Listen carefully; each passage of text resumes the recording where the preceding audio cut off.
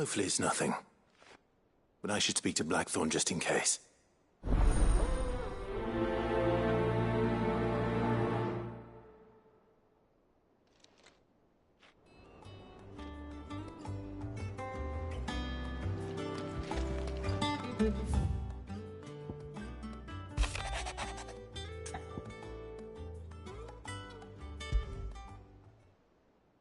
What could be wrong with Torgal? He seemed well enough when I last saw him.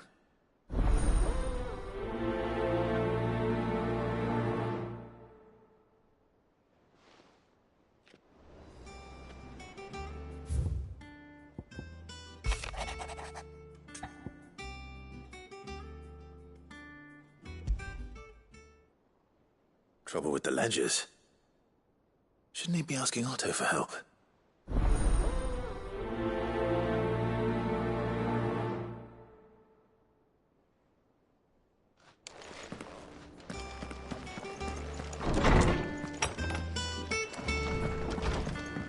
He cracked the crystal too?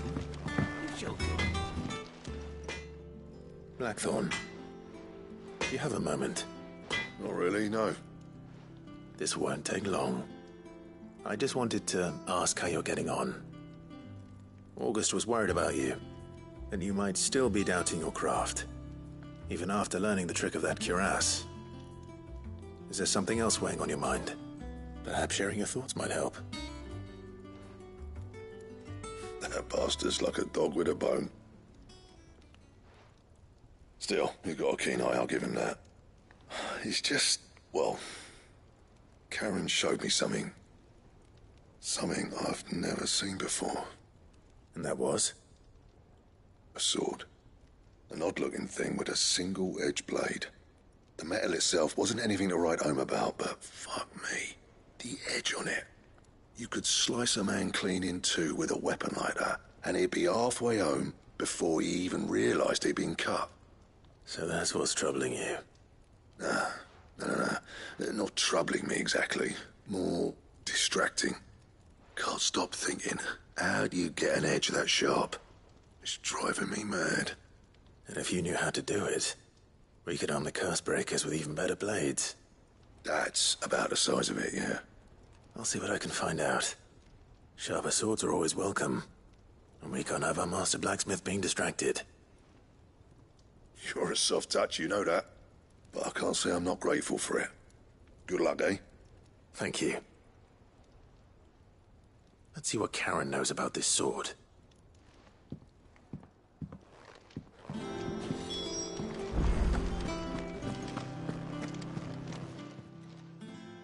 I got your note. You think something's wrong with Torgal? So you can read. Congratulations. But I didn't say I were wrong with him. I said something weren't right. He's not been eating me treats. He used to love cracking the bones from Molly's boiled brown, but now he won't so much as look at him. Didn't like him. Which is why I'm of a mind that his mind's on something else. You've not been working him too hard, have you? No harder than usual. Is that it, boy? Do you need a rest? What was it you said he was? A frost wolf? That's what the lawsman seems to think. Then maybe this all has something to do with whatever it is that's woken inside him. I suppose things have been different since Rosalith. Perhaps Hippocrates knows something. Instead of everything, you mean? Perhaps.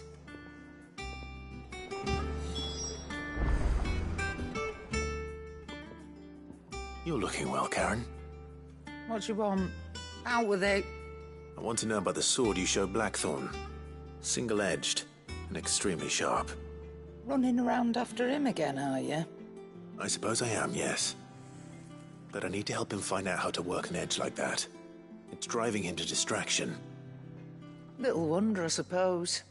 There's not many like that make it as far as the twins, and those that do go straight into private collections. Which made it nice and easy finding a buyer. Can you tell me who bought it? Where is it now? You think I tell people who my clients are? Suppose you're not likely to go nicking him off me, are you now? Fine. if you stop mooning at me like that. Lord Ignac's the man you want. Dalmekian bloke. Collects weapons and the like. And he's got more money than sense, which is why he's one of my favourite clients. Reckon he'll still be at the inn in Dalamil, where I left him. Thank you, Karen. Oh, and he's a touch eccentric, if you take my meaning. I appreciate the warning.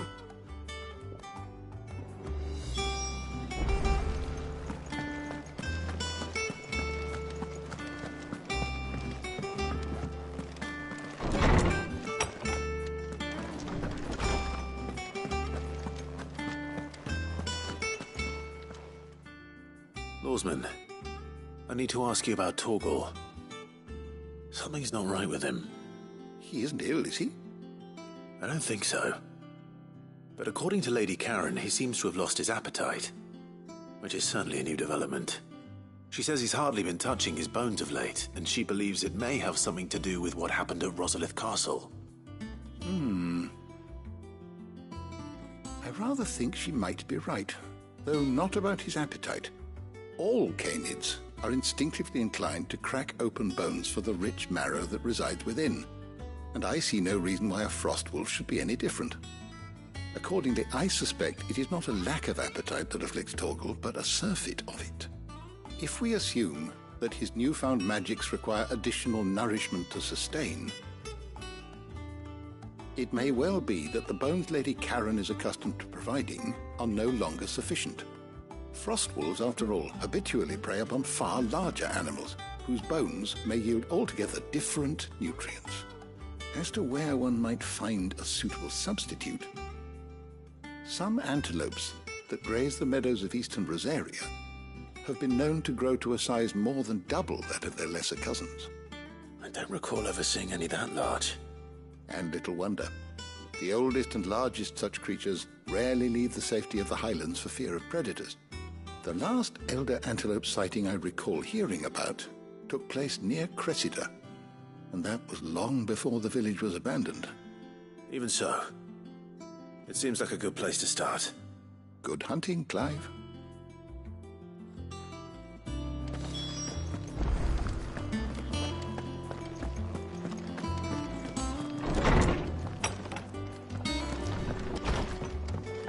Ugh, I'm never drinking again.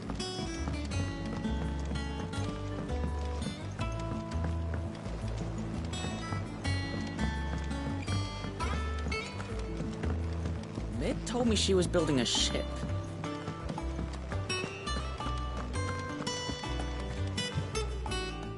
Clive, did you get my letter? That's why I'm here.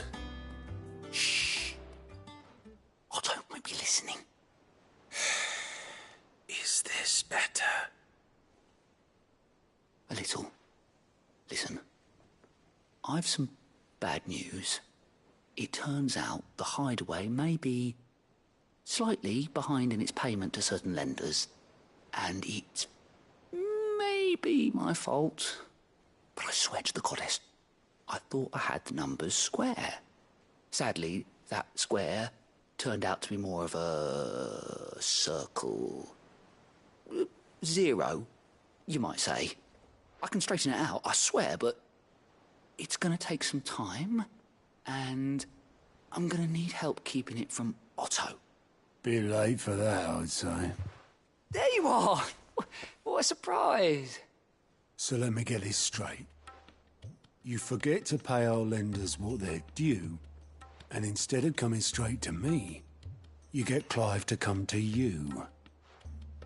And I hope he'll dig you out of the hole you've dug for yourself. Clive, the man in charge of the place you've been cheerfully trying to bankrupt. And you thought this was a cunning plan. Why? Well, who needs paying? Oh, just Martha.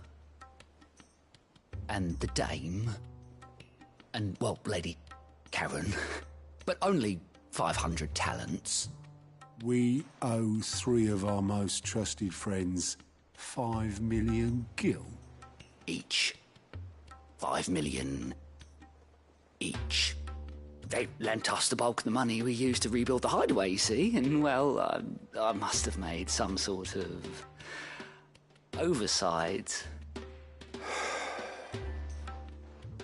Those ledgers were my responsibility, and it was my decision to entrust them to you. This is my fault. Do we have that much to hand? I can always ask my uncle. No, we don't. And no, you won't. We've lightened Lord Rosfield's purse enough. After the king's ransom we had off him, he deserves better than to see our begging bowl. Besides, we'll need to learn to stand on our own if we're gonna make this work. All right. But that doesn't mean you have to shoulder the burden yourself. Is there anything I can do to help? There might be. How'd you fancy taking these to Martha and the dame? Rocks. Rocks, he says. Worth 1,000 talents apiece, these are. A little something Sid and I set aside for when times got lean. And I reckon 15 million in overdue debt probably qualifies. I just hope our associates' eyes are a bit more discerning than yours. I'm sure there will be. Should be me making the rounds, really. But you know how it is with this place. Orders to bark, arses to wipe, and all that. I know. Which is why I don't mind going in your place. Go. Do you know why I only gave Master Clive here 2 star rubies? Because you'd rather Lady Karen killed me. Because I'd rather Lady Karen killed you. Yes. Well, I suppose this is goodbye then. Don't worry. I'm sure Karen will understand. Really? Do you think so? No, I don't.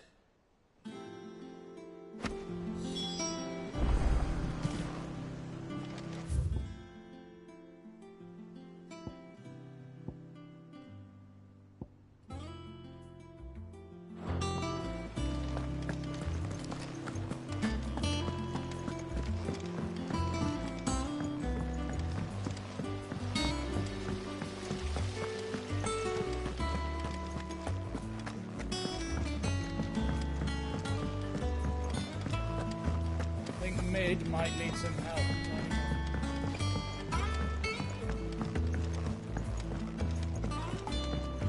Well. Here, Sid. Reckon you might be just the man to help me out of a bit of bother, if you've a mind to. Let's hear it. Well, it's about this alembic the chief's got me making. Lovely bit of kit it is. Bung in a solution you want splitting, and it will separate it out, just like that. Problem is, it won't always get rid of all the impurities. And with some of the stuff we need it for, that ain't good enough. Which is why I've been looking for something to filter the liquid we'll be cooking off. And that's where I was hoping you could help me out. I imagine Tyre could get some use out of this alembic too. Distilling medicines and the like. All right. Why not?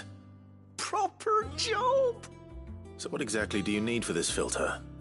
Nothing but bomb ash'll do, says the chief. Gave me a sample she'd obtained from the university stores. Couldn't believe my eyes. You pour the blackest blight water through it, and it comes out clear as a mountain stream. So, I did a bit of reading about where I might be able to get hold of some. And do you know what I found out? It's only the blimmin' bones of a bomb king. They leave them behind when they die, see? I take it that's where I come in. If you wouldn't mind. I saw a billet on the hunt board for one just the other day. Would have gone myself, but, well, fighting dirty great balls of flame isn't exactly my forte. You, on the other hand... All right. I'll see what I can do. Thank you kindly. And good hunting, eh?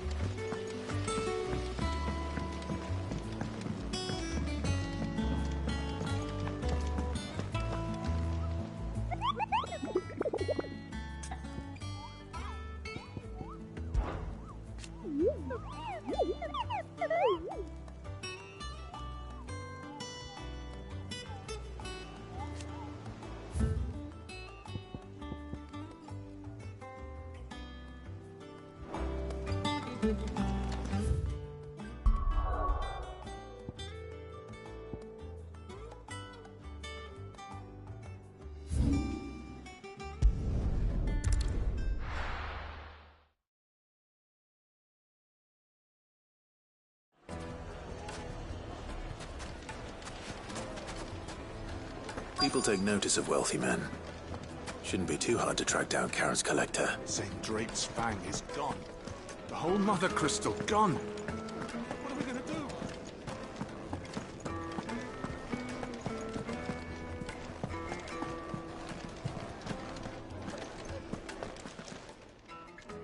My reputation will be ruined! Ruined! Calm yourself, Lord Ignac, I beg of you, before you do yourself a mischief. Pardon the intrusion, but... Out! Get out! I paid for these rooms so I wouldn't be disturbed. Leave me be! Please, allow me to apologize. His lordship is going through a difficult time, and he's never been fond of guests arriving unannounced. Radim! Get rid of the filthy oaf this instant! Very good, Lord Ignac. Would you mind stepping outside for a moment?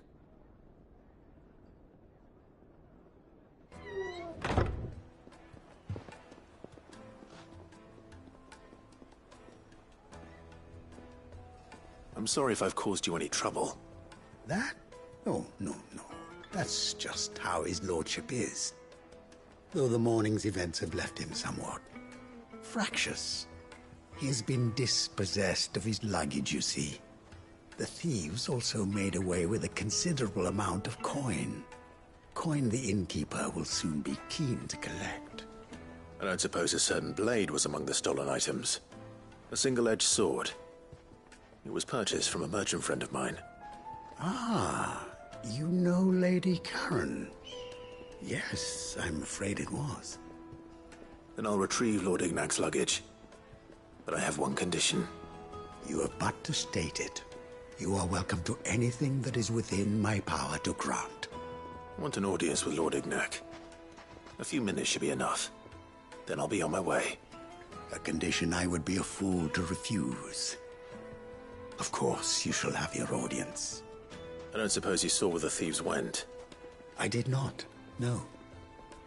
Though some discreet inquiries made on his lordship's behalf mean that I know where you might find them. The bandit's bed. Every ill-gotten coin in Dalamil is said to pass through that disreputable corner of the Valcroy. And that's where I'm heading. I shall speak to Lord Ignac in your absence, and arrange for an audience upon your triumphant return. That will be very kind of you. Farewell, and best of luck.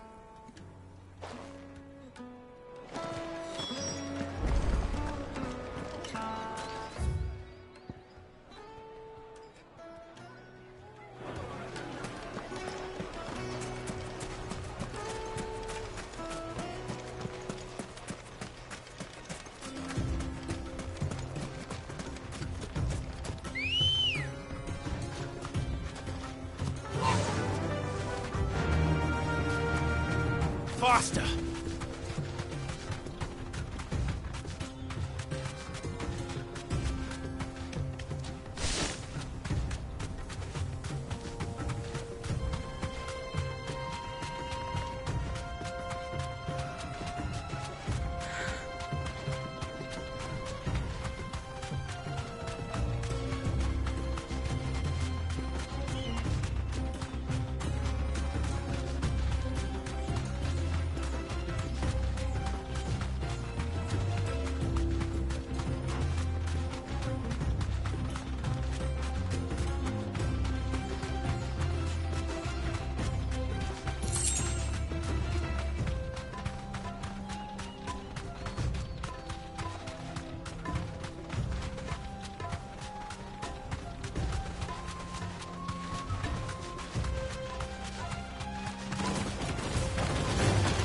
All right.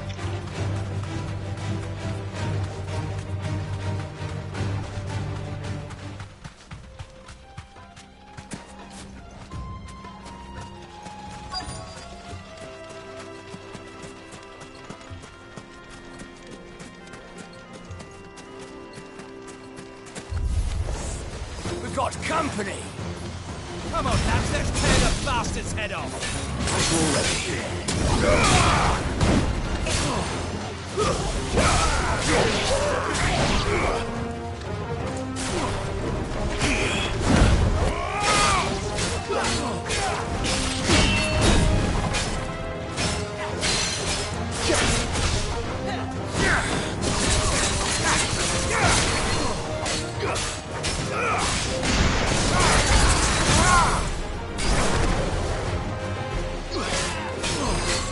Let's try.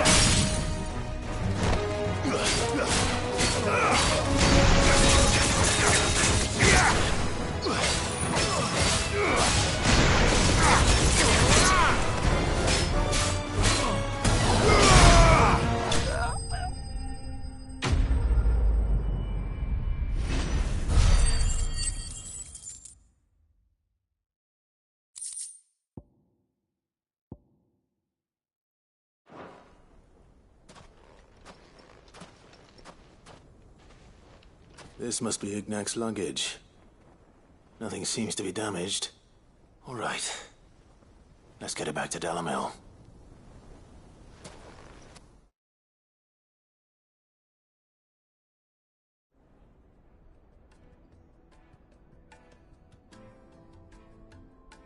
I hear I have you to thank for the return of my effects. What shall I call you, my good man? Wyvern. Glad to make your acquaintance. A formidable name indeed. Well, Wyvern, I appear to be in your debt. Redeem here tells me you wished for an audience. Is that all? A few moments of your time should suffice, yes. You're a peculiar fellow, Wyvern. All right, speak.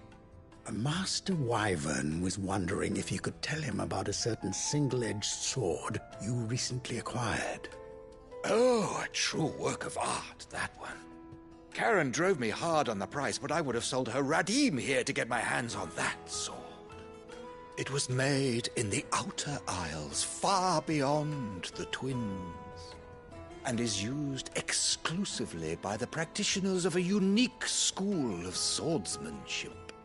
They believe no combat should ever exceed a single strike, and hone their blades to such perfection that none ever does.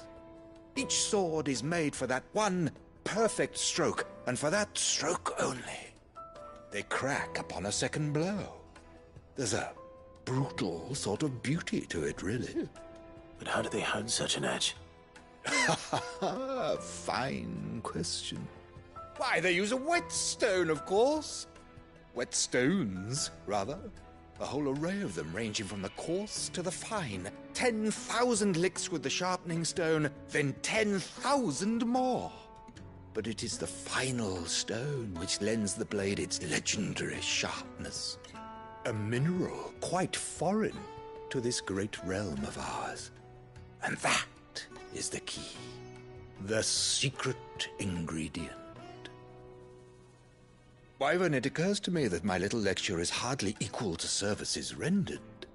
Take this, together with my regards. The very stone of which I spoke, far rarer among collectors than even the blade itself, and a far more fitting payment. Thank you. Pardon the intrusion, my lordship. However, it is long past time we prepared ourselves to depart. So it is. I am locked in bitter competition with a rival collector of curiosities. I am one step ahead of the unscrupulous scoundrel, but he is hard at my heels. And there are many other collectors out there. Too many to count, but only one do I consider my nemesis. Lord Byron Rosfield, and is a perennial thorn in my side. I can imagine. Farewell, Wyvern, may our paths cross again. Radim, we mustn't dawdle.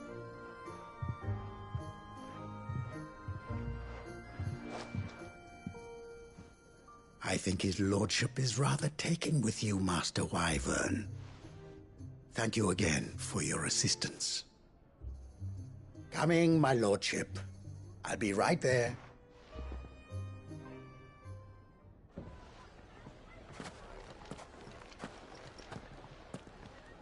Trust Uncle Byron to find such an interesting rival.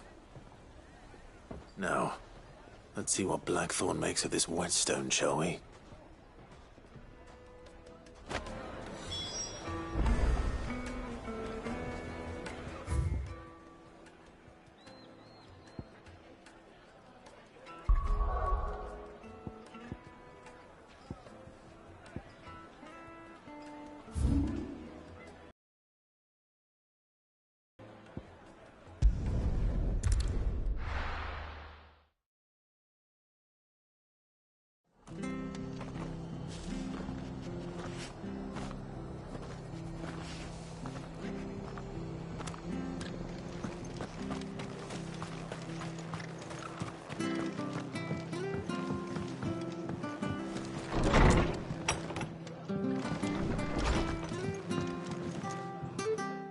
Clive, we weren't expecting you. I wasn't expecting to be here, but it seems we still owe you a considerable amount of coin for your help with our rebuilding efforts. And though I doubt it's what you were expecting, we were hoping you'd take this as payment.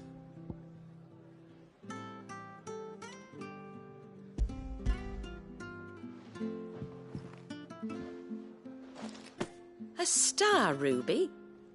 I can't accept this. It's worth at least twice what you owe me. More if you can find yourself the right buyer. Think of the difference as interest. Interest? If word got out I charged that much, no one would ever borrow from me again. Anyway, why are you the one here asking me about this? I'd have expected Otto.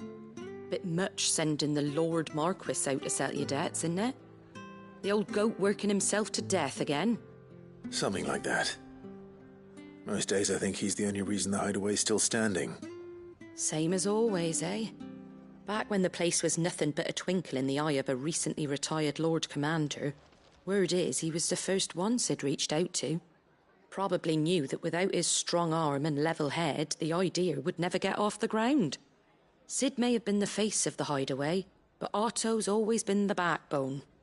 And when Sid passed away, we were all worried that would be the end of it. That Otto would just give up. His death was hard on everyone. But it must have hit Otto hardest of all. But he didn't give up, did he? Quite the opposite, in fact. If I recall, he was the one who nominated you as Sid's replacement. And rallied the rest around you. I reckon what he saw in Sid, he saw in you too. And don't we all? Doesn't hurt that you're half as stubborn and twice as handsome, neither. That, and you keep good company. I suppose I do.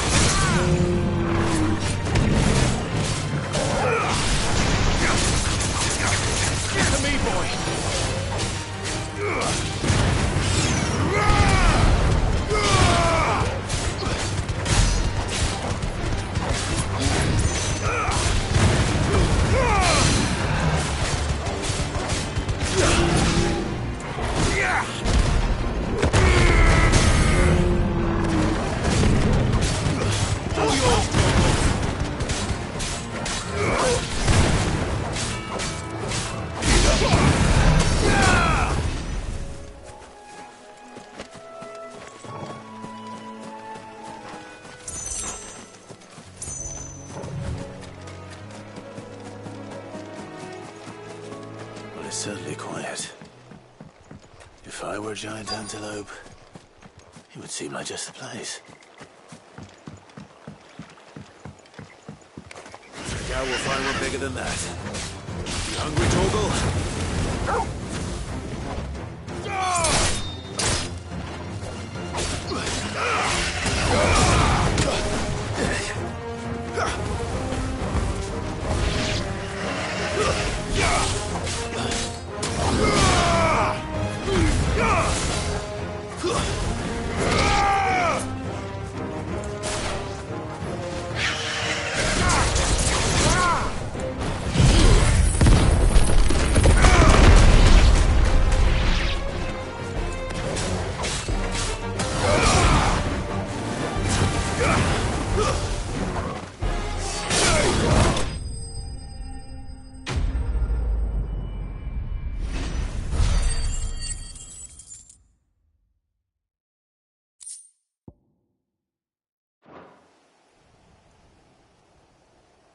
Now,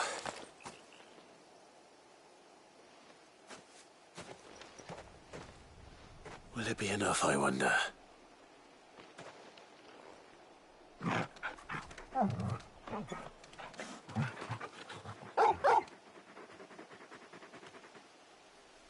I say that answers my question, which means we owe the lawsmen our thanks. You're just a big puppy, aren't you? A very big puppy.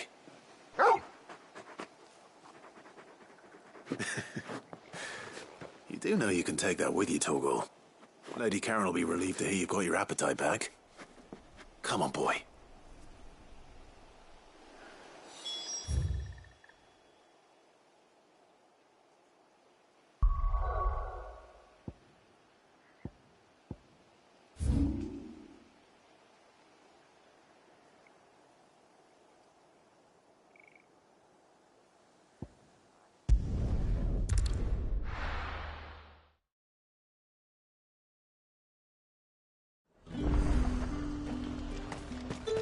There's two. The glass gate.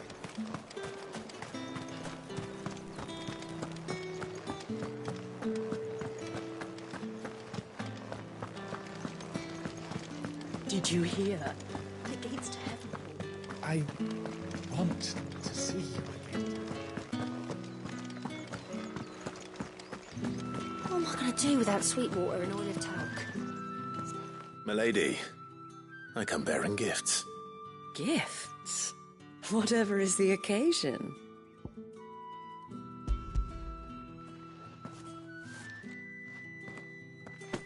Oh my. Clive, you really have outdone yourself. Otto asked me to give it to you. To settle the Hideaway's debt with the Veil. And to compensate you for the time it took us to do so. You disappoint me, Clive. I thought you might finally be warming to me. Tell Otto he can keep his baubles. I tried to tell him as much the first time around. The man owes me nothing, nor does the Hideaway. My contribution to the restoration effort was made freely and willingly. It was the least I could do. You once told me Sid did you a kindness. I'd like to do the same. Please, accept it. For my sake. And for Otto's. For all of us. For all you've done.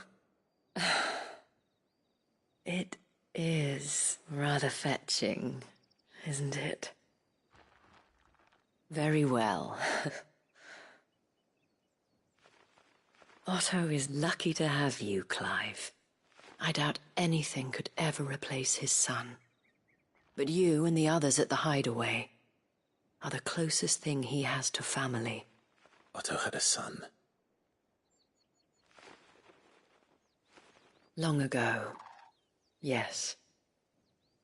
Sid told me Otto lost him when he was just a boy, and blamed himself for not being able to stop it.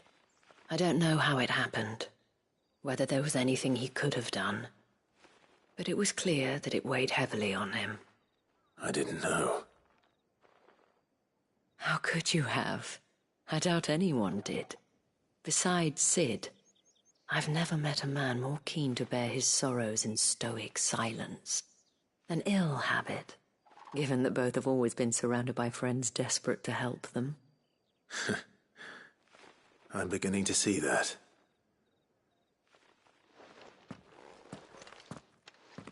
Gob will want to know the stones were delivered, if he's still with us.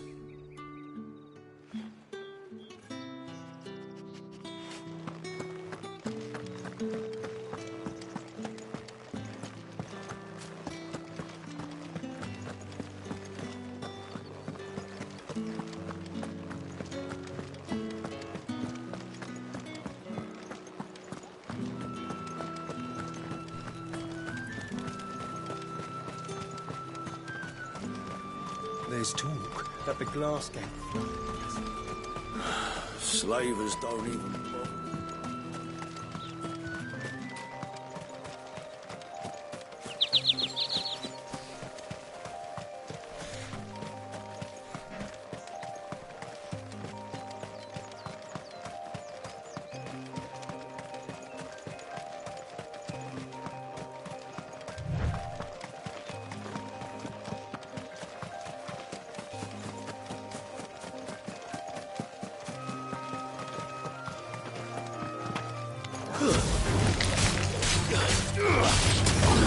finished.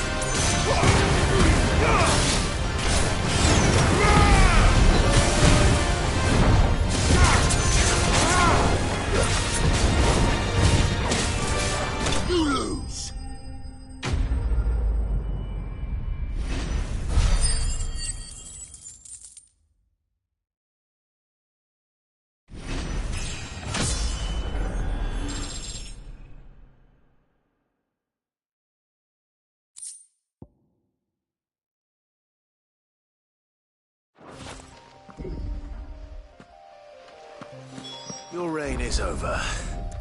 Noted. This looks like the stuff. Let's see if there's any more.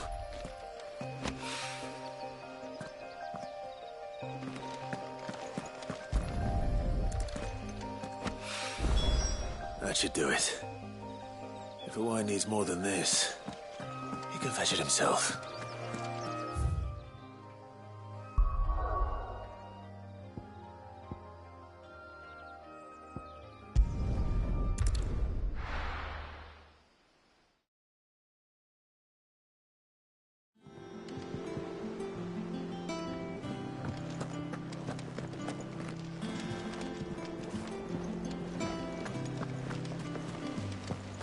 Is that the thing Tomes helped to do? Mid told me she was building a ship.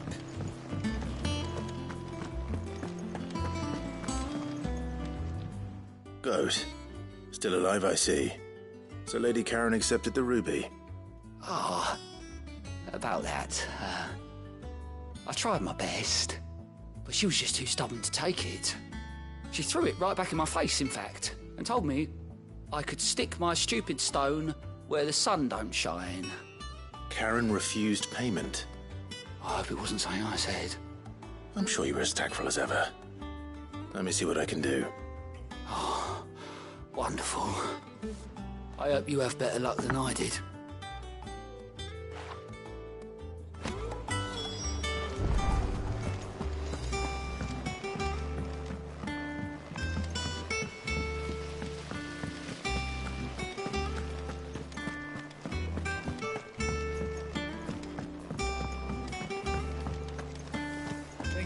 Might need some help tidying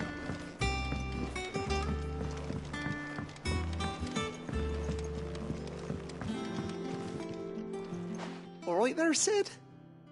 How's that hunt for the bomb ash going? I have it here.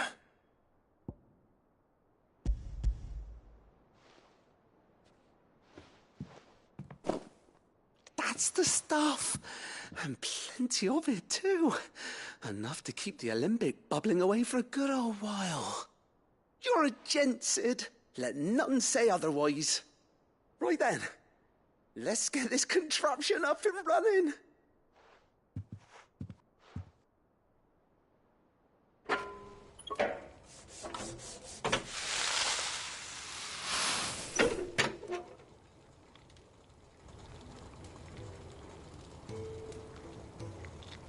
There we have it. The Telemon Alembic. And it works just like the chief said it would. Very impressive. Says the man who cut down a burning boulder. Speaking of which, I still haven't returned the favor. There's no need. The good it will do for the hideaway is reward enough. Don't be silly. Why don't you let me take a look at that bag of yours? The one you keep your potions in. Reckon I could work some magic on that. What kind of magic? Well, we happen to have isolated a substance in our test run of the alembic that I reckon will make even the toughest leather supple as anything. Thought we might use it to breathe new life into old boots and the like. Save the hideaway a few gil. But I reckon if we slap a bit on your bag, it'll loosen it up enough for you to squeeze in a bottle or two more. Well, it can't hurt to try, I suppose. That's the spirit. Leave it with me. I'll only be a mo.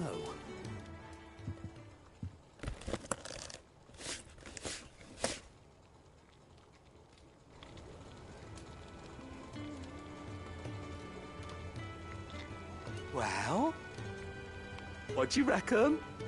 It certainly feels more flexible. Right? Told you. Thank you. I think. No. Thank you for supporting Mid and the rest of us in our endeavors. Without you, we'd never have been able to discover wonders like that stuff I rubbed on your bag. And I'm telling you, there's plenty more where that came from.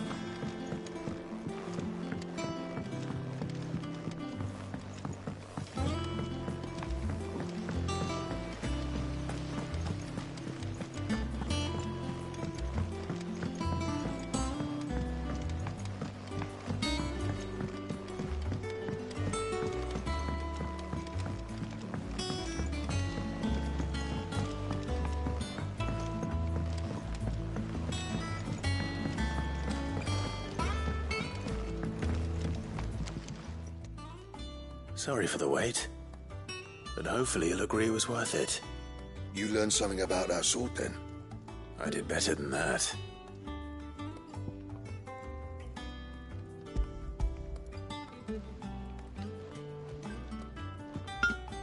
Hey, a whetstone?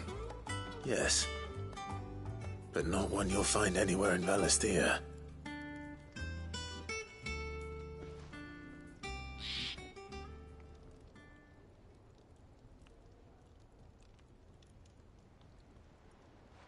No wonder I couldn't get the same finish on the grinding wheel.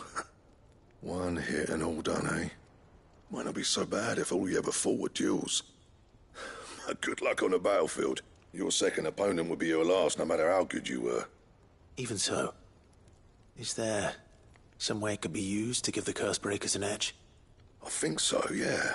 With this whetstone and the right kind of steel, I could probably even make a twin of the blade that rattled me. But there'd be no replacing this little rock once I worn it down to a sliver. I reckon we get a dozen swords from it, if that. Swords that the curse breakers wouldn't know how to wield properly, and that would see them through a single fire piece. Nah, no point trying to copy that thing. Be about as much use as a wax anvil. But finishing our blades with a whetstone this fine, now that's something to consider. And what's finer than fallen masonry, eh? Or more hard-wearing, for that matter. Just imagine it. Good Valisthean steel with an edge as sharp as any found in the Outer Isles. I won't make a copy, nah. I'll make something much better. I'm sure the curse breakers will be delighted. Just don't push yourself too hard. Don't you worry about me, sunshine. I've been working day and night since I was half your age, and I'll still be here when you're long gone. Hey, thanks, Clive. I mean it. I owe you one, August too. It's good to know someone's looking out for me. He'll be happy to hear you said that. And I'll see that my debt to you's paid. First new blade I make's got your name on it. You come and find me when you've got the materials.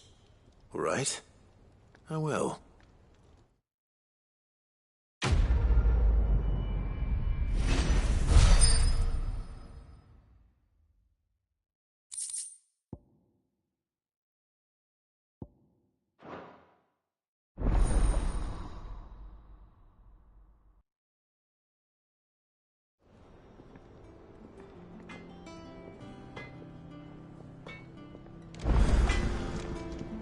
Back, are ya? What do you want?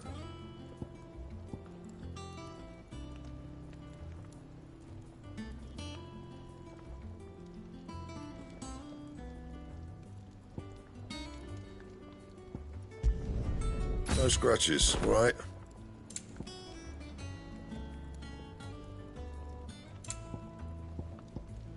Anything else?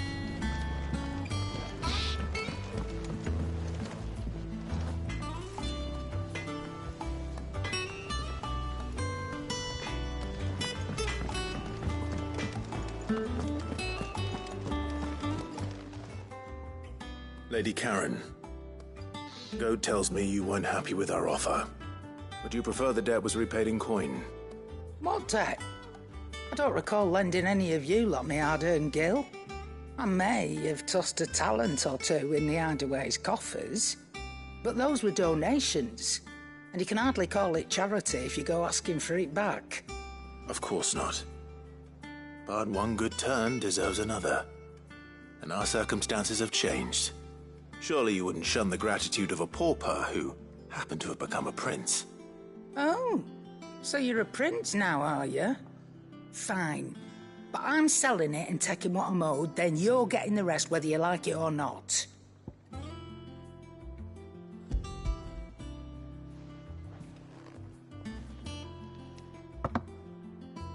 Where'd you even get this?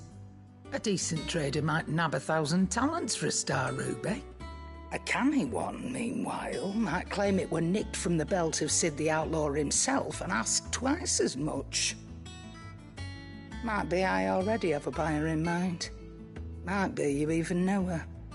A fine continental maid whose beauty's only eclipsed by a guile in commerce.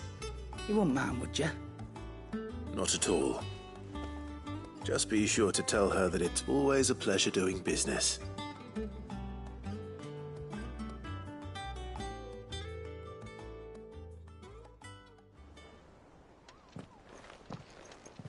I hear you ended up delivering all 3 stones.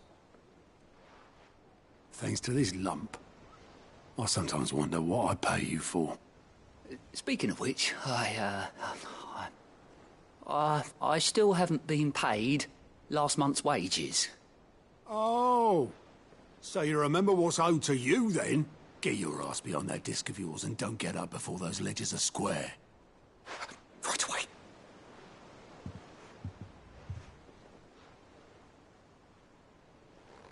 I've seen that before. Yeah. Plenty of times. It was the only goblet Sid ever used. Either out of habit, or because the filthy sod couldn't be bothered to find a clean one. I knew so little about him. Like most people. Martha and the Dame both seem to have fond memories of him. I bet they do. How long did you know Sid before he... Before he died. 20 summers, give or take. Back in the day, I was a purser on a trade ship, which is where I met him. He bought passage to... I forget where. And having nothing better to do on the long nights, we set up drinking island rum till the morning bell dragged me back to my duties. Quit my post not long after that. On account of making a fine maiden's belly fat. But me and Sid stayed close, promising we'd one day sail the seas again.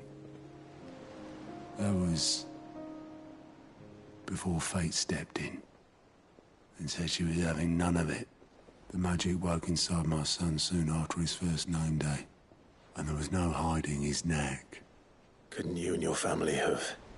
My family were the ones who summoned the constable, wanted the monster taken away. I couldn't turn my back on him, forget what I felt, and I couldn't for the life of me understand how they could. Luckily, Sid was of the same mind as me. It was him who stood beside me when all I wanted was to tear the whole world down. Him who cried for me when I had no tears left of my own. Him who swore he'd do everything he could to stop it from happening again. And he was true to his word, too. Left the Royal Army once and for all. His ranks, his ribbons, gone. Just like that. Threw away everything he had. All to right a wrong that no one else had the courage to face.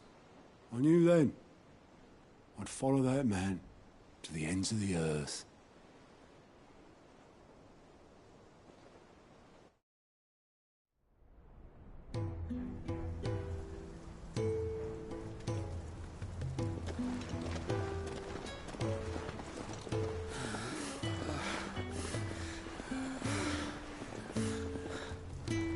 He was always too clever for his own good, was Sid.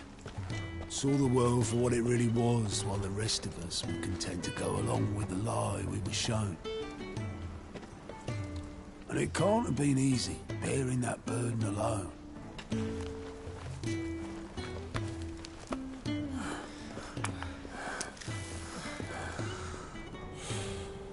But he didn't let it stop him. He never lost faith in what he believed was right. And that gave us faith in him. Faith he'd steer us true. So I swore to myself that I'd always be right behind him, ready to catch the stubborn sod.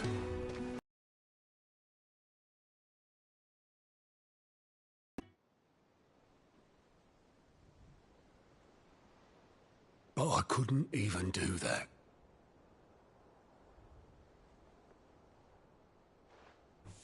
Ignore me. Just the ramblings of a tired old man.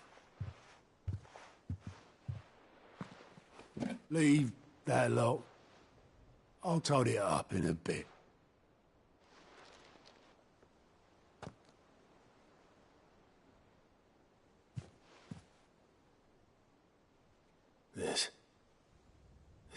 Nice handwriting.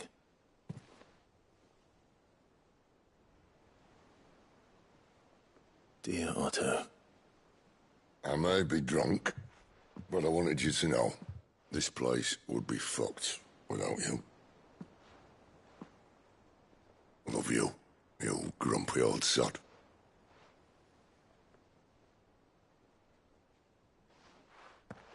This note. Hmm? What about it? Sid was right.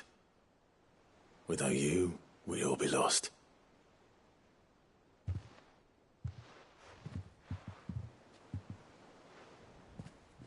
He should have bloody well said so then. Just once. Before he went. But then, why would he? Him, or anyone? I'd only have told him to piss off.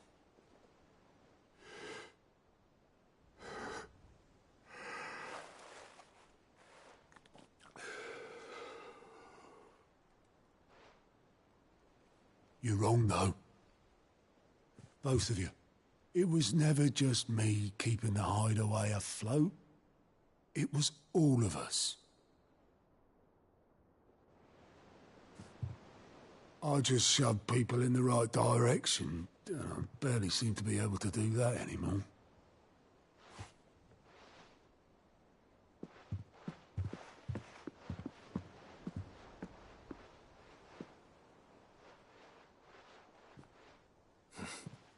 Would you rather go at the helm?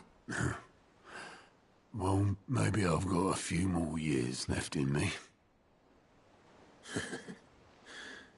I'm going to hold you to that, Otto. Before you go, Sid would have wanted you to have this. But that's... This'll do me just fine.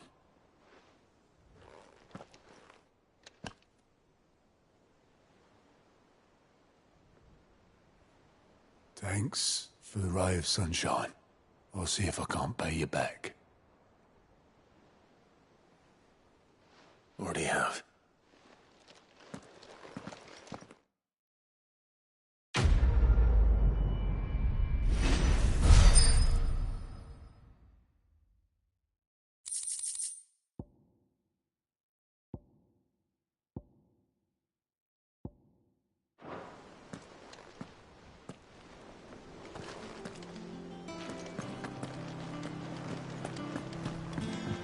Mid told me she was building a ship. Is that the thing Tomes helped to do?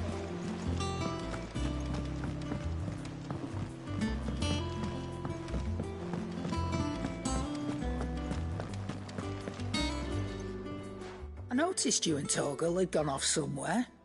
Take him for a walk, did you? You could say that.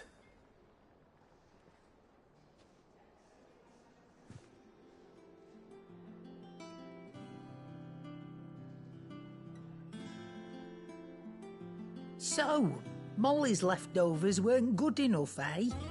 That'll teach me for treating you like you're still a pup.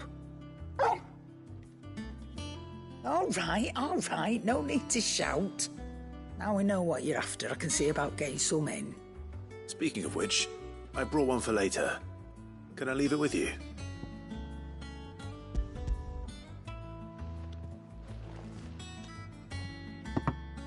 You can, aye. I'm nice like that. In return, you can thank Tomes for me. The bloody know-it-all. I was just on my way to see him.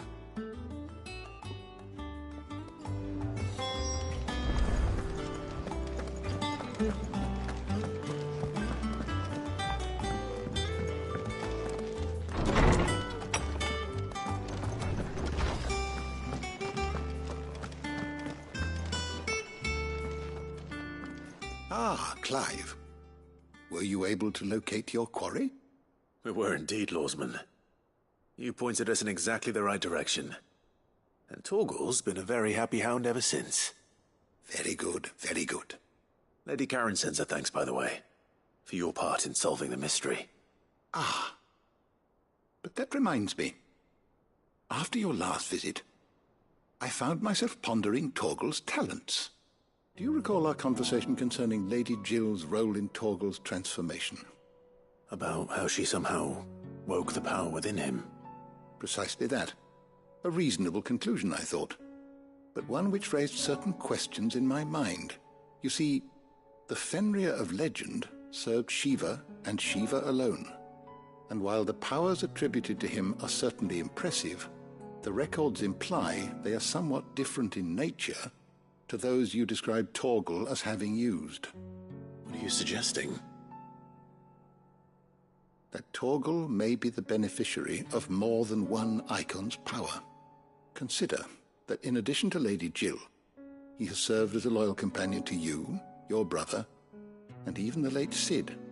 In short, the icons hitherto near at hand, or should I say at paw, have been diverse and plenty, and that number has only grown as the realm's dominance have fallen to your sword. One can but speculate as to how all of this has affected Torgal. He has seemed more fierce of late.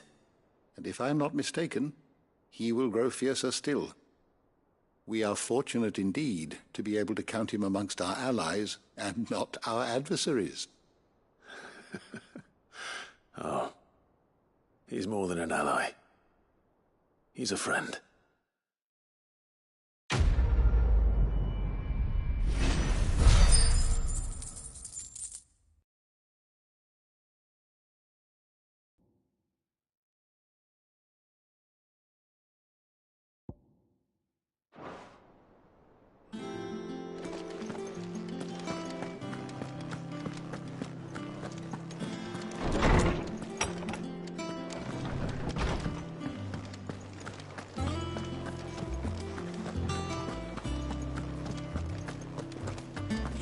The crystal too.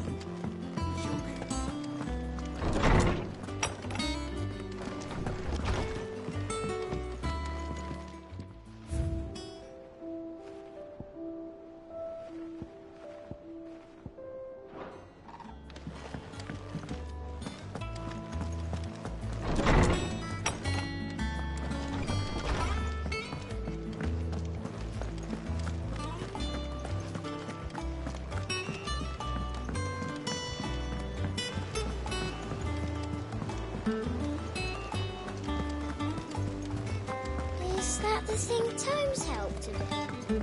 Mid told me she was building a ship.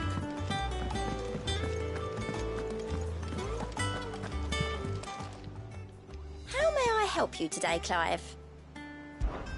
Come to claim your just desserts? All yours. Best of luck out there, Cid.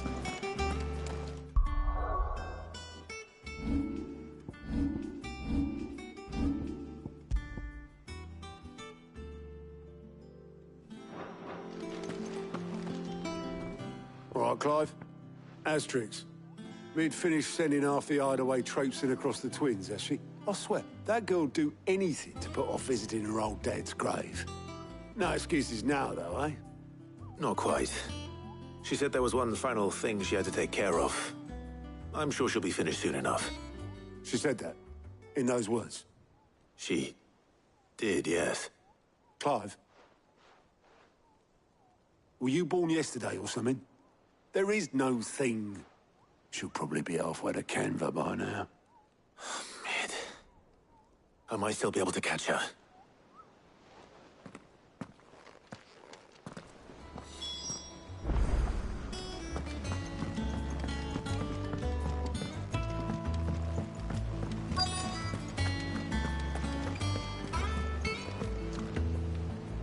Obolus, have you seen Mid? Yep. In a boat, going that way. Then I'm too late. You in a hurry at all, are you? Oh, I offered to take her across, but she wouldn't wait. Just paid for a dinghy and rowed off. Oars going like the clappers. Got some life in her, ain't she? But anyway, I was on my way up to see you, as it happens. Got a letter for you. Urgent, by the sound of it. One of your uncle's men said I was to hand it to you in person, post-bleeding haste. And you're here now. Thank you, Boklad. Don't mention it. What tidings, Uncle?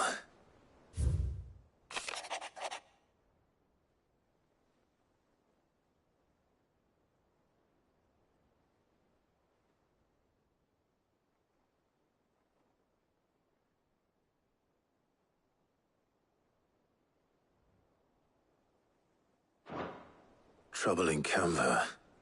Well, I'll need someone to keep an eye on Mid.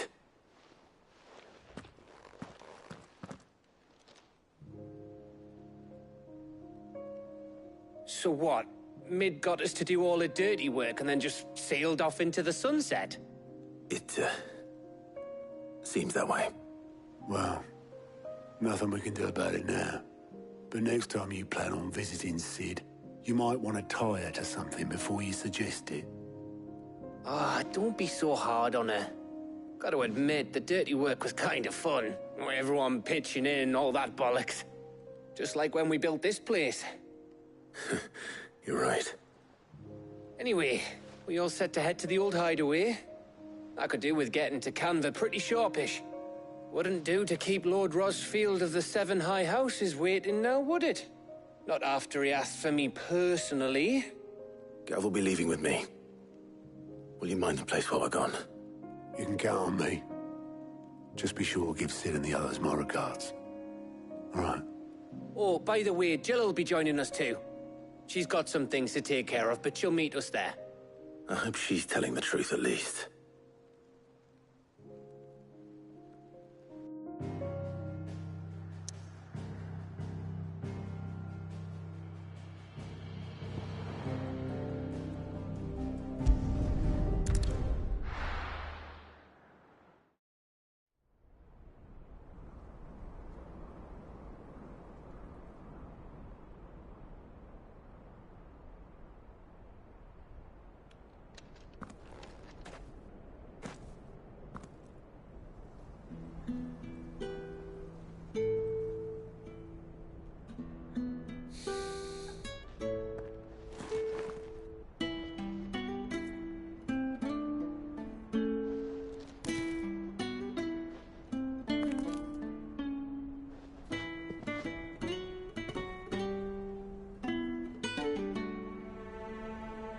Well, Sid, I remember what you told me. But if no one is listening to what you have to say, you may as well not say it.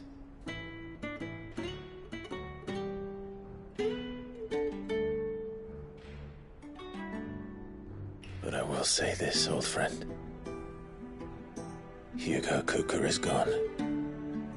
His shadow looms over us no longer. It's a pity the Phoenix can't be in two places at once. If he'd have been with us, maybe he could have done something for the lost. Not even the Phoenix can bring people back from the dead. Life has a beginning and an end. So we must live while we have the chance. As slaves to the crystals, but as free men. May we join you?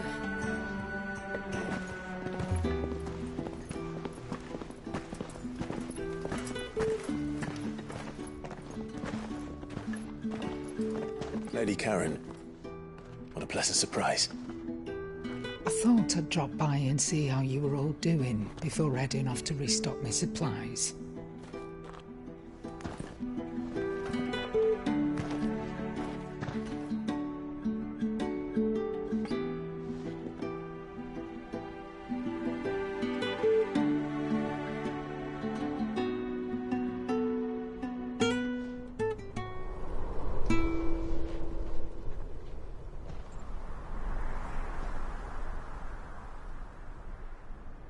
It wasn't the most scenic view back then, but it were never as bad as this. I know. The Blight marches on. And soon, there'll be no escaping sights like these.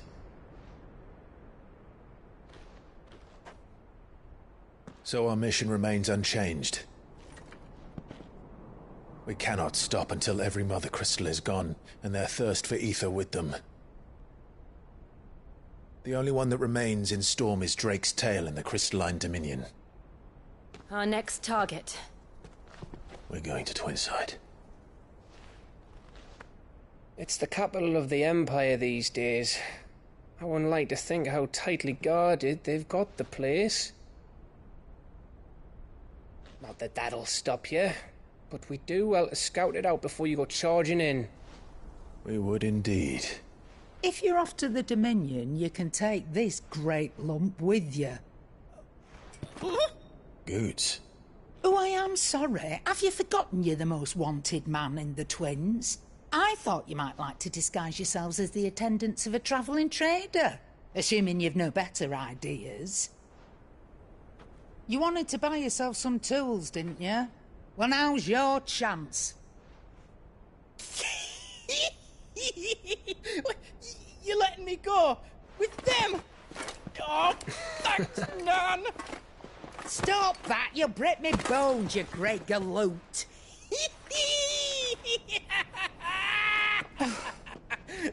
There's a caravan that runs back and forth between the Dominion and the Boklad markets. It's managed by the Merchants Guild. Just show them Goots' traders pass and you'll be on your way. It'll be a damn sight less risky than footing it the length of the Crystal Road. That's for sure. Thank you, Karen. And glad to have you with us, Goots. Okay then. I'll get me things and I'll meet yous there. See yous down in Boklad. Get off! Me poor fingers! Jill, you're with me. Understood. And Gav? Already on my way, Captain. Be careful. Aren't I always?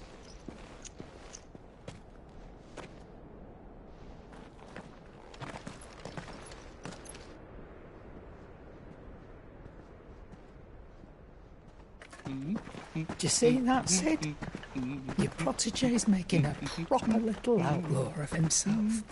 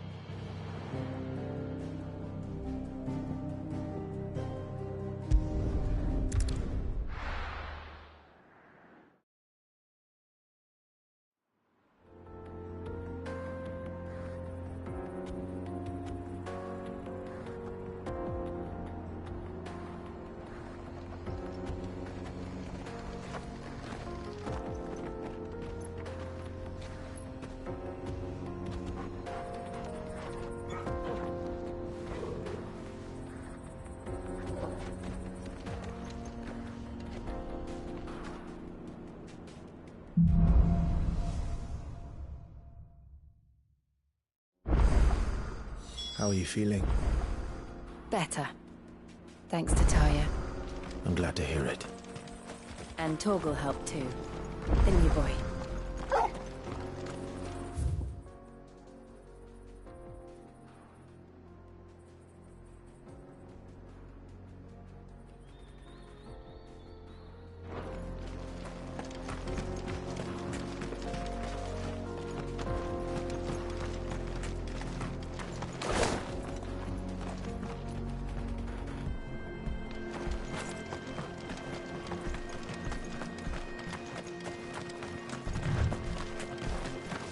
This used to be a trade route for merchants crossing the Scars, till the Republic laid a new road wide enough to let wagons pass, and all official traffic moved there. Leaving this one for those living outside the law. Indeed. I doubt we'll be the only outlaws on the trail today.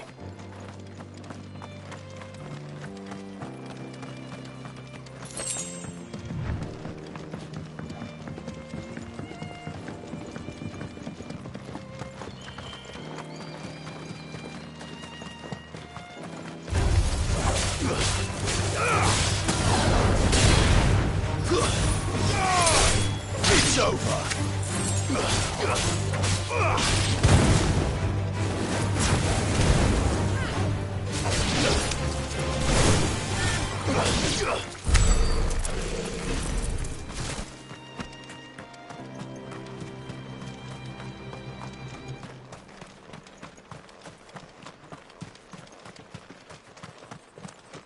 So what do you think? Really? It's as bad as that? Oh, aye. There's trouble up ahead. And too much of it for us to handle. I take it there's danger on the road. Oh, what about this fearsome-looking fellow? You think he'd be equal to the task? Well, no doubt.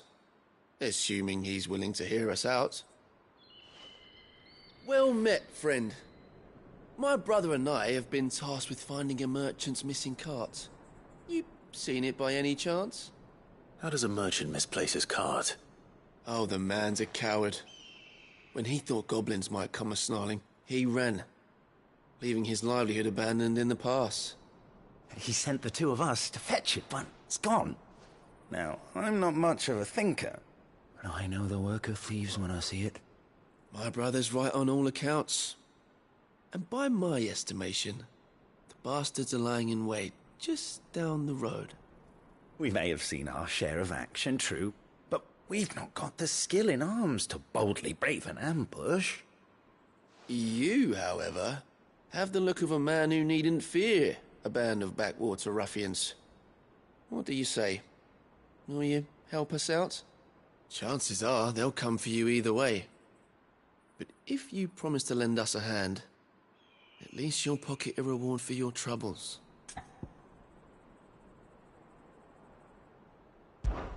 Well, if I'm going to have to deal with them anyway. You've clearly got a fine head on those broad shoulders. We're lucky you came along. Now, hoping to make a heavy purse in Boklad, our merchant friend loaded his cart with as much as it would carry. Reckon he won't be forking over the rest of our fee if we don't find those goods. So, while you're seeing to those bandits, you keep your eyes open. All right. Just don't expect me to drag the cart out of there myself. No. You can leave the cart to us. You just put an end to those bandits and point us in the right direction. You do that, we'll take care of the rest.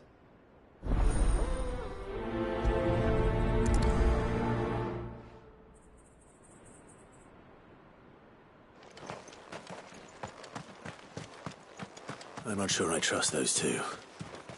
But if there are bandits lying in wait, I should probably take care of them. Look lively, you lot. We've got guests. These must be our bandits.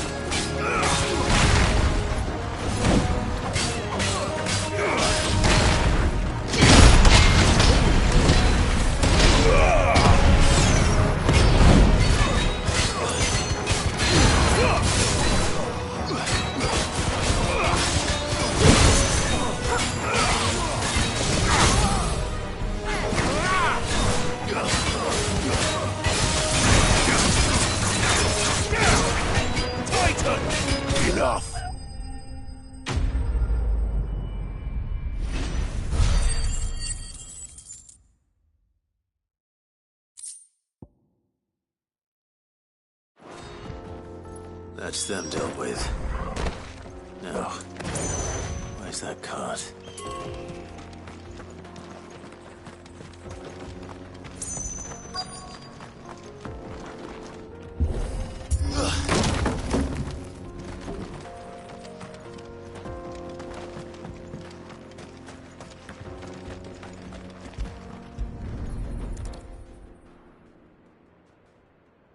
Getting all of this out of here will be a nightmare.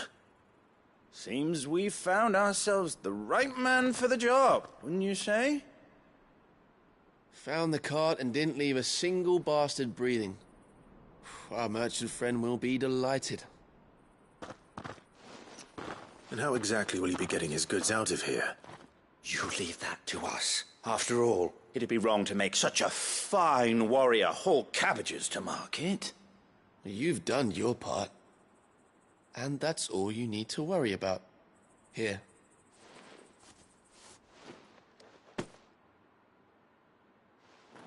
It's been a pleasure. Now piss off. There's no need to be so rude, brother. What if we want his help again next time?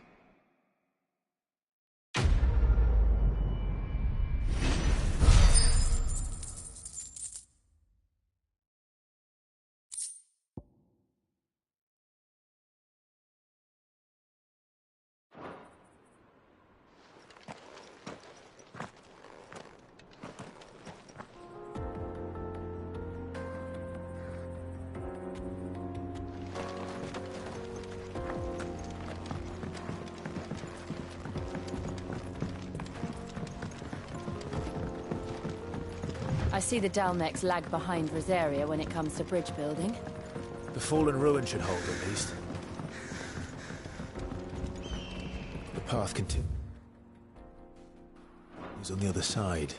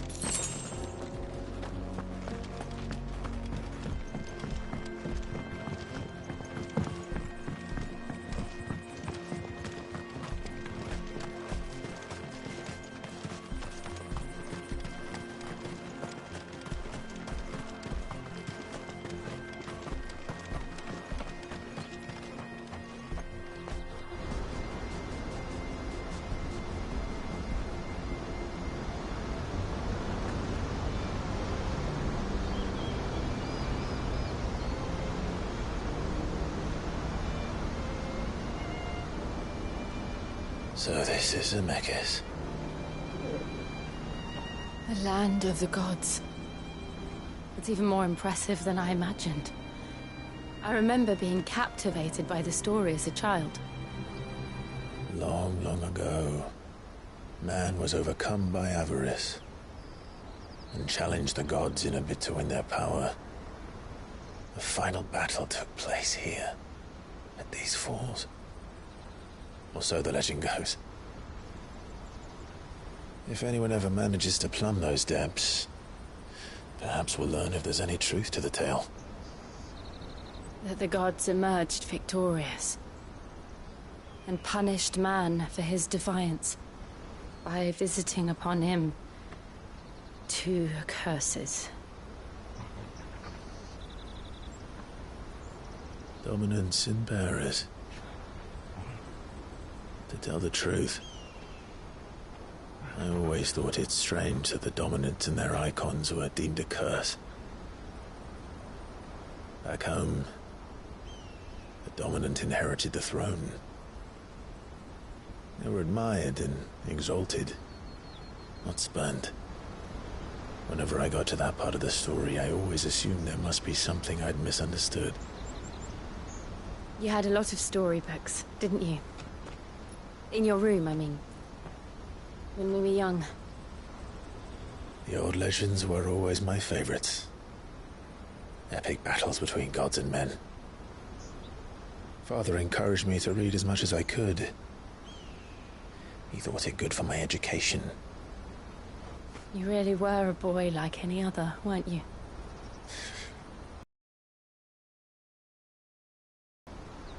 Just look at this place.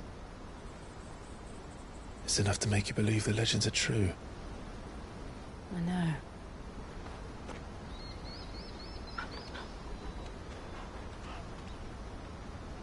We're not far from Boklad. The road will be busier up ahead. And we'll have to keep our wits about us.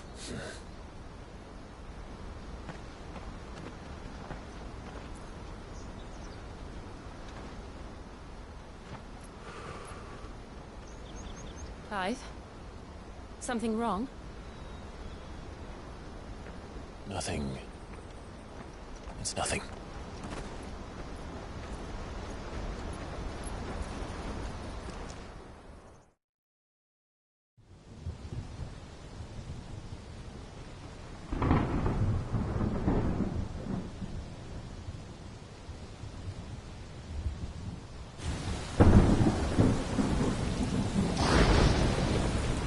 I see the reports are true, Father.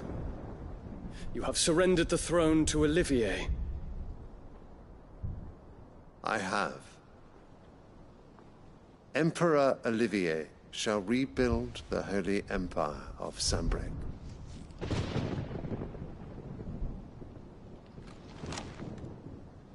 How is he to rule an empire? He is but a boy. I shall advise him until he comes of age. Father, please. Or for as long as I am able. The empire we seek to build needs young blood to rule it. And I can think of none better suited to the task.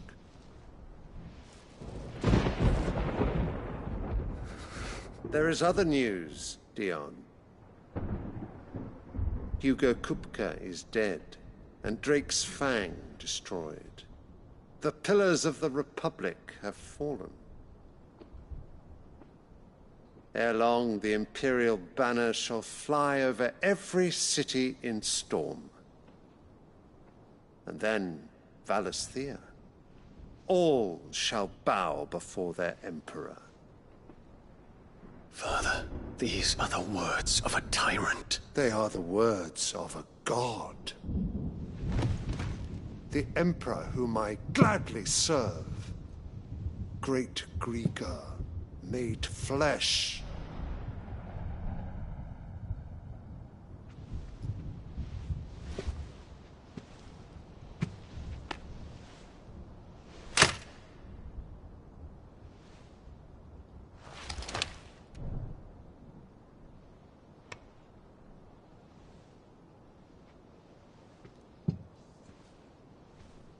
Return to your camp, Dion, and ready your forces. It is time to show the world the true power of Sanbreque. Father. I find you much changed. Is this truly the path you wish to tread? Or are these the ambitions of another? Of Ultima, perhaps? What nonsense is this? I speak my mind, and my mind only. Though I do owe Annabella thanks for reminding me of certain truths regarding the nature of nations, of rulers, and of the divine. You would trust the words of this traitress? She betrayed her country. She slew her husband. You have ever been an invaluable servant to Sambrek, Prince Dion. I trust you will continue to serve your Emperor in the wars to come. Canker! Silence! Insolent wretch! You will bend the knee. All else is heresy. Sire, forgive me. This audience is over. Come, your Radiance. The Rowena Syndicate awaits your pleasure. Oh, not another meeting with silly old men. They're so boring. I'm hungry, Father. Can't we have luncheon instead?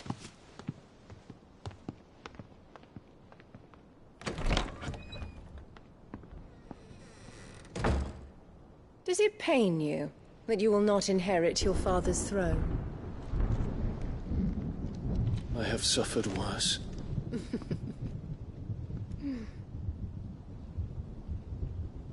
Count your blessings, Dion. For a base-born child to be chosen by Bahamut is miracle enough. You have risen high on his wings, but you shall rise no higher, lest your impure blood stain the throne. What do you know of my blood?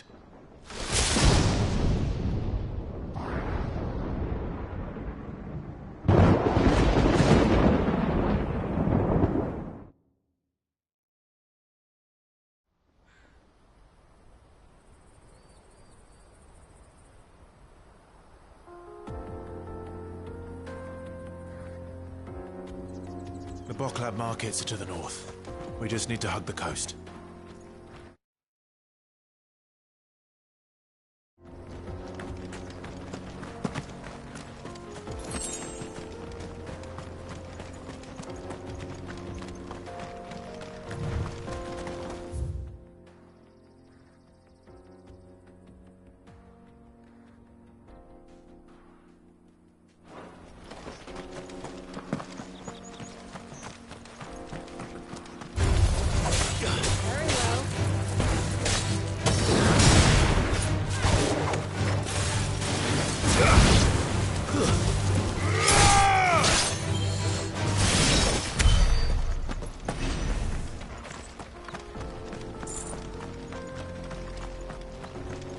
Infiltrating the Dominion won't be easy with the Imperials on high alert. No. His Radiance has lost one capital already. We can be sure Sylvester will do everything in his power to hold on to Twinside. His troops are well-trained and increasingly battle-hardened. But it's not as if we can wait for the siege to end.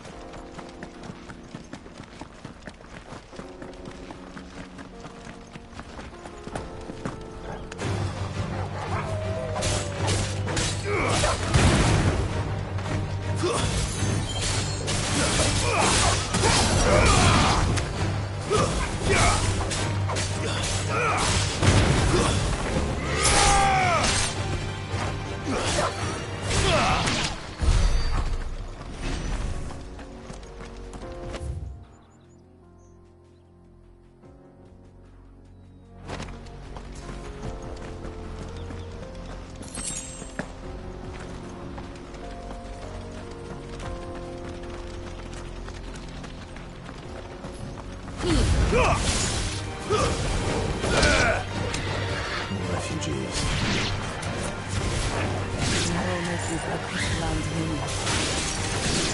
To live without the crystal's blessing.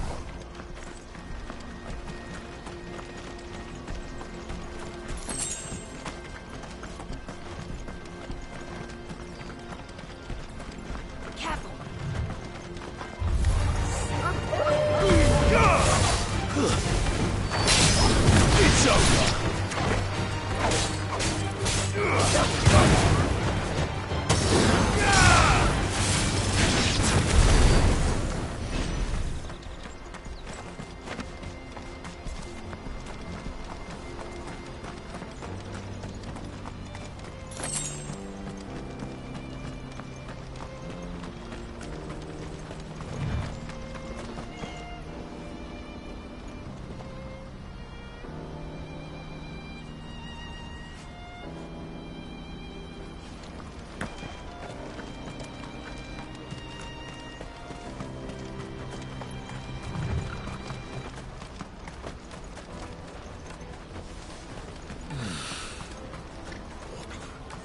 There are no crystals here.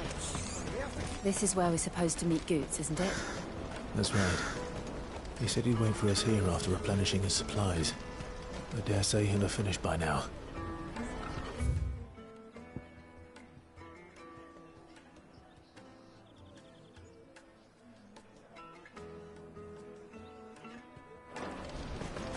Porter for hire. Best service. What do you think, girl?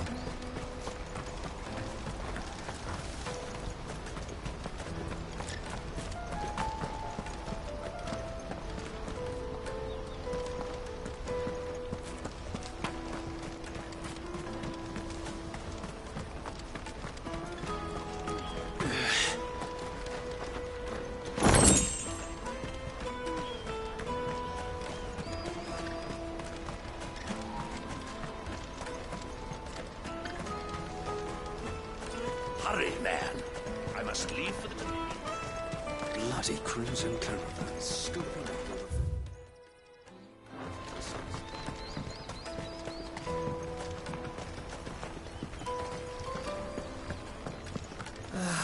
If our new arrivals had brought any coin with them.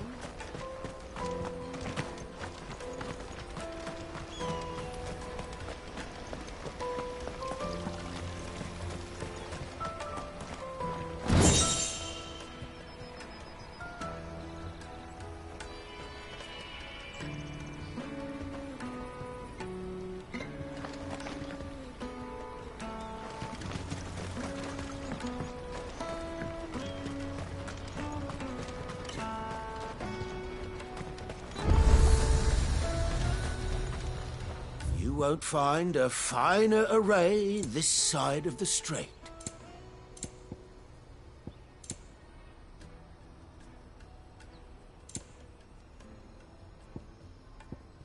May Gilbert smile upon you.